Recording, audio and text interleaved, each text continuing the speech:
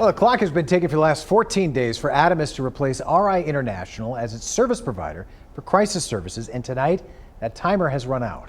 ADAMHS Board of Trustees voted no to contracts with two companies that would have kept two major services going. Jenna Lee Warwick was at that meeting tonight. So Jenna Lee, what happens now? Adam and Elise, as of midnight tonight in Montgomery County, the crisis call center will no longer be available. People will have to call 988 for those services, and there will not be any more mobile crisis response services from ADAMHS. This is not the decision ADAMHS's executive director was hoping for. It's the job of ADAMHS to ensure that all of the citizens in our county have the ability to access the services that they need for their loved ones, for themselves.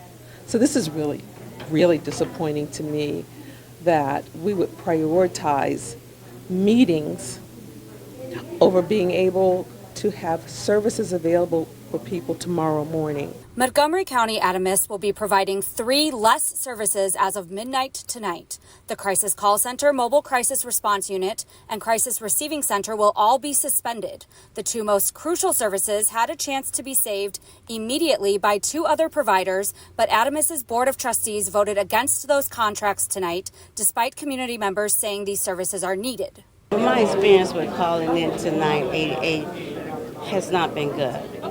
Actually, I have been put on hold, and I ended up calling the crisis care number. 988 is good if you have somebody who's reasonable in their mind, but if you have someone that's in a crisis mode, we need immediate response in the community.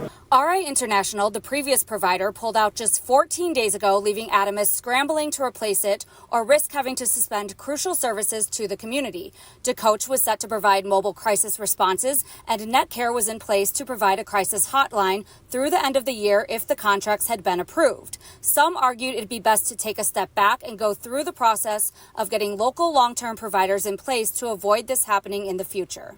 Making more mistakes and having to undo mistakes because we're paying for that now. It's smart to get everybody in the room first, plan it out, map it out, put it on paper, get everybody in agreement, and work out the kinks. For now, police and hospitals will be the groups taking over these types of services. Back to you in studio.